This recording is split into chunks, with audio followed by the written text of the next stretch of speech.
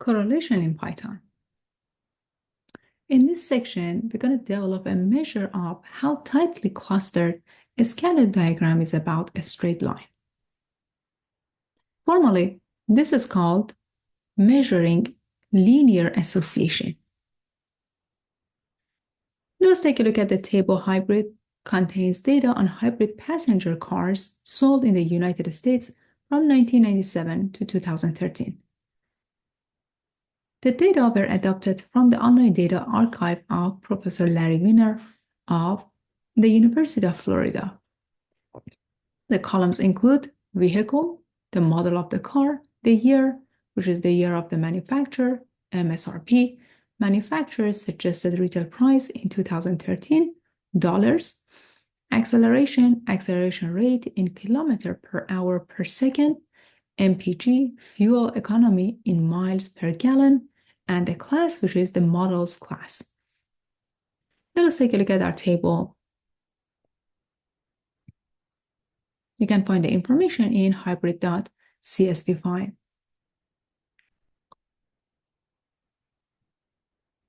Some of the data are showing, but of course we have more data in our collection. The graph below is a scatter plot of MSRP versus acceleration. That means MSRP is plotted on the vertical axis and the acceleration is on the horizontal line. Let us take a look at our scatter plot.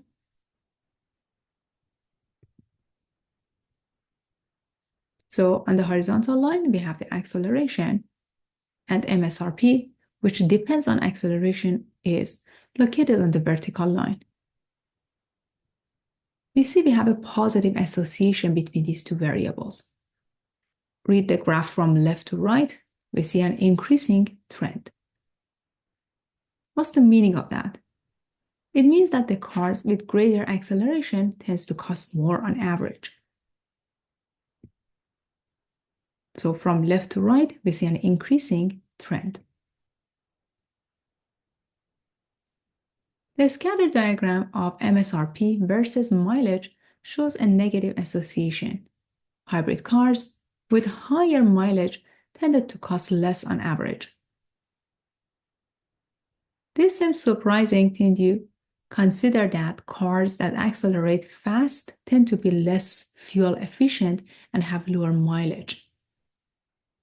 So let us take a look at our scatter plot, visualizing these two variables. On the horizontal axis, we have MPG, and on the vertical axis, we have MSRP. So basically, we don't even see a linear association. We see a curved relation between these two, so it seems like we have a nonlinear relationship.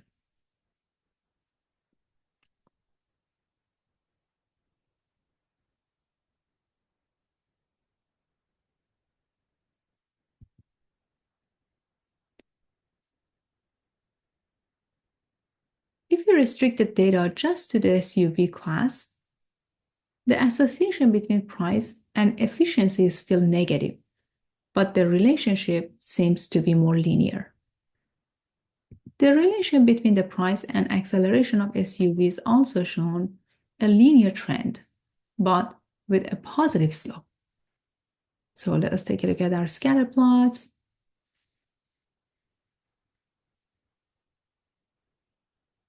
We want our class to be SUV. So we're just focusing on the SUV cars. Basically, we have a negative trend from left to right. And then for acceleration, MS and MSRP, we see an increasing trend. Please note that we have some noise here and there, but still we can recognize the pattern. But these are just visualization. Our goal is to find a value, a numerical value that measure these relationships. Let us define a function standard underscore units, which is used to convert an array of numbers into standard units. Standard units are a way to rescale data so that it has a mean of 0 and standard deviation of 1. And as you remember, these are our z-scores that we defined at the beginning of the course.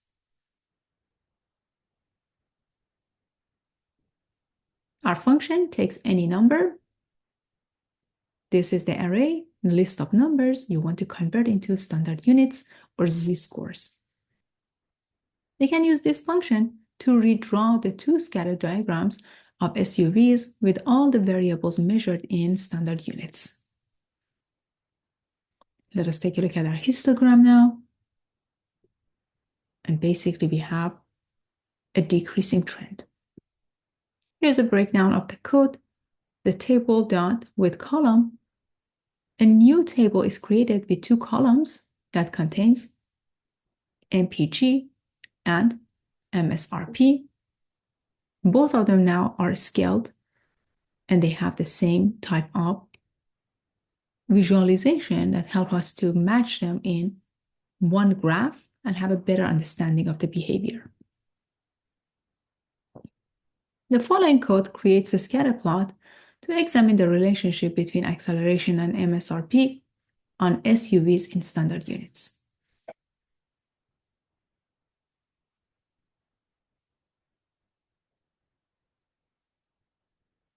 Very good. As you can see, we still have some noise here and there, but we see an increasing trend.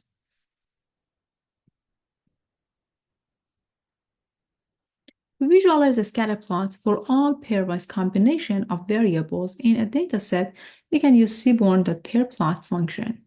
It basically creates a grid of scatter plots for each pair of variables that help us to analyze the behavior between variables a little bit much more easier. So here you have the year, you have MSRP, and you have acceleration, MPG. These are all located on the vertical line. On the horizontal line, we have the year, MSRP, acceleration, and MPG. So for example, if you take a look at this scatter plot here, you have the relation between the year and MPG. Here you have, for example, MSRP and the acceleration scatter plot. Here you have MPG and acceleration.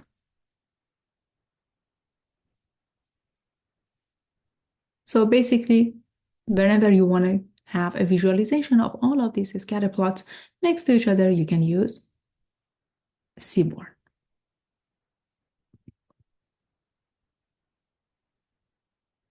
Well, we use the scatter plot to visualize the relation between variables. But what's the mathematical formula or the number that basically help us to analyze this a little bit better? The correlation coefficient saves us the computation and analyzing the data, finding a relationship between variables in more precise way. The correlation coefficient measures the strength of the linear relationship between two variables. Graphically, it measures how clustered the scatter diagram is around a straight line. The term correlation coefficient isn't easy to say, so it's usually shortened for correlation and denoted by R. Now, please note that R is used for a sample. For population, we're using Greek letter rho. Here are some mathematical facts about R that we will just observe by simulation. The correlation coefficient R is a number between -1 and 1 inclusive. R measures the extent to which the scatter plot clusters around a straight line. If R is equal to 1, it means that you have a perfect straight line or perfect correlation. It means that the data are clustered around the increasing line, and when R is in -1, the scatter diagram is perfect straight line sloping downward. The function r_scatter takes a value of R as its argument and simulates a scatter plot with a correlation very close to R. Because of the randomness in the simulation, the correlation is not expected to be exactly equal to R. If we call r_scatter a few times with different values of R as the argument, see how the scatter plot changes. For example, when R is equal to 1, the scatter plot is perfectly linear and slope upward. When R is -1, the scatter plot is perfectly linear and the slope is downward. When R is equal to 0, basically, we don't see correlation.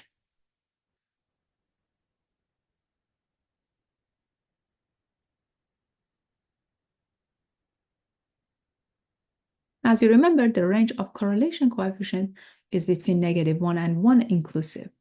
When x and y have a strong positive linear correlation, r is close to 1. When x and y have a strong negative linear correlation, r is close to -1. When x and y have perfect positive linear correlation or perfect negative linear correlation, r is equal to 1 or -1 respectively. When there is no linear correlation, r is close to 0.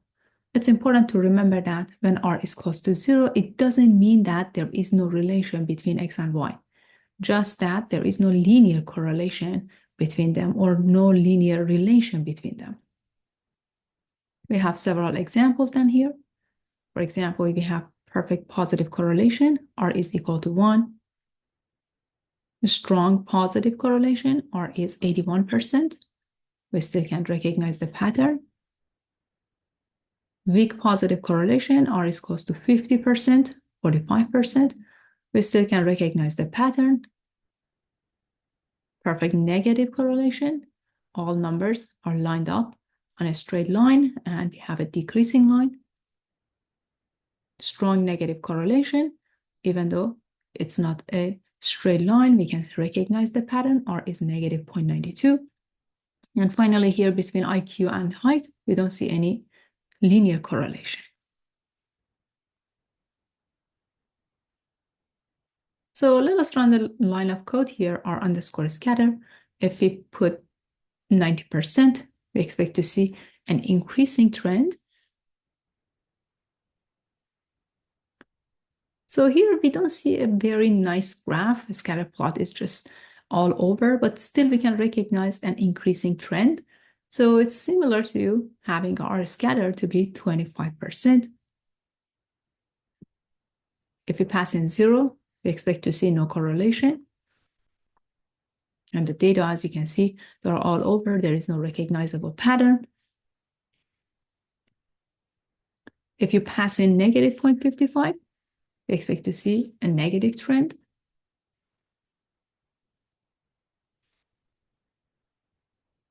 So feel free to check these on your Jupyter Notebook or Google Colab. Expect to see similar behavior in the graph.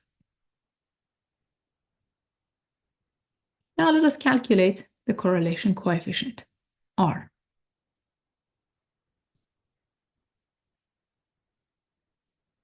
So in order to calculate R, we're going to use pandas.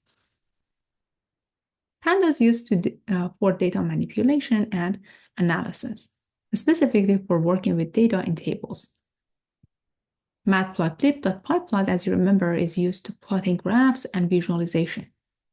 Seaborn, this is built on top of matplotlib and provides more attractive and easy to use plotting functions. .corr method computes the correlation matrix of numeric columns. The correlation matrix basically tells us how strongly each pair of numeric variables is related together. The correlation value, as you remember, ranges between -1 to 1 inclusive.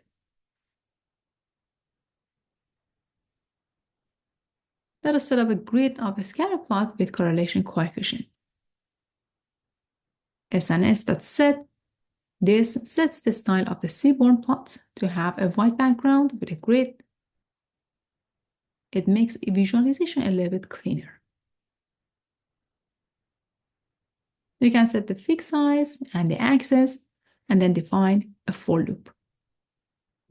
Your loop basically iterates over all pairs of columns in the correlation matrix.